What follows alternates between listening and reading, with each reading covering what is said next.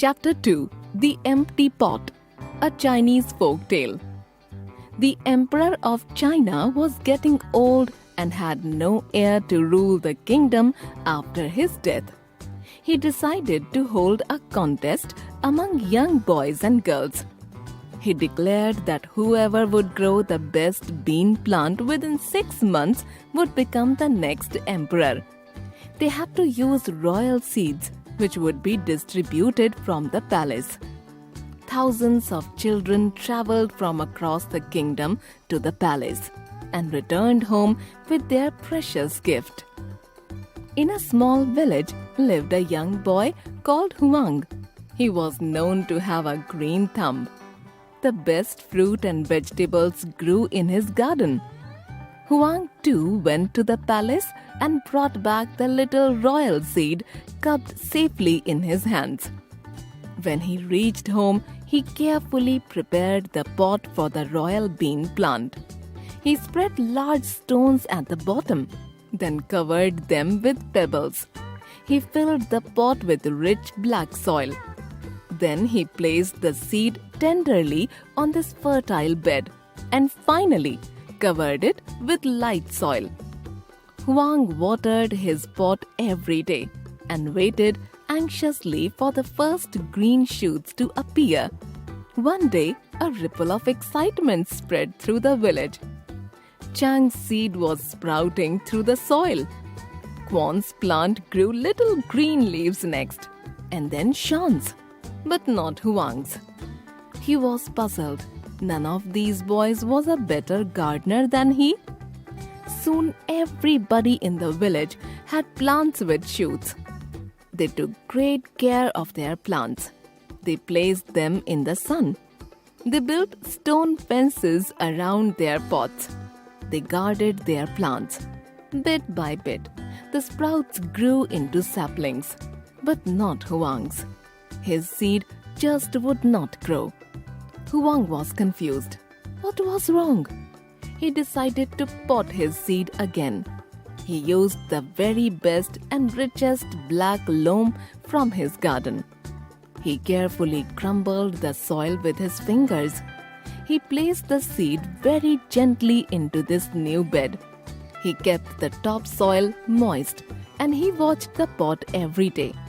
Still, his seed would not grow. Huang repotted his seed yet again, this time using a natural fertilizer. But his seed simply would not grow. Finally, the day for judging the plants came. Chang, Quan, Shan, and hundreds of boys and girls from across the country carried their heavy pots to the palace. Each plant appeared taller, shinier, and greener than other. Huang did not know what to do. "How can I go?" he cried. "My seed just would not grow.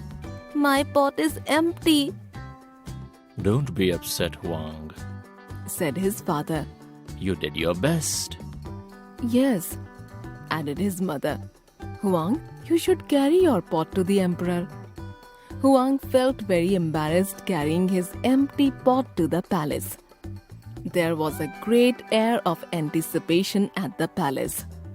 The children chattered and pointed at each other's plants. Huang stood silently, while the others pointed at his empty pot and laughed at him. The emperor arrived and walked down the rows of plants, scowling at each one. The children began to tremble. Why was he so unhappy? The hall was filled with beautiful plants. Finally, the emperor reached Huang, who hung his head even lower. The emperor frowned harder. "What? He thundered. Have you dared to bring me an empty pot?" Huang bit back his tears. "If you please, your majesty," he said, "I tried my best. I planted the royal seed and watered it every day. It would not grow. I repotted it in fresh soil and it still would not grow. I added natural fertilizer, but it just did not grow. I'm sorry." Huang stared at his feet. "Aha!" said the emperor. Very good. What? Huang could not believe his ears. The emperor was laughing. He turned to the rest of the hall and his expression changed. I don't know where all of you got your seeds. He said sternly. All the royal seeds we distributed had been cooked. It was not possible for them to grow. Then he turned back and patted Huang on the back. We must always be honest, even when it is difficult.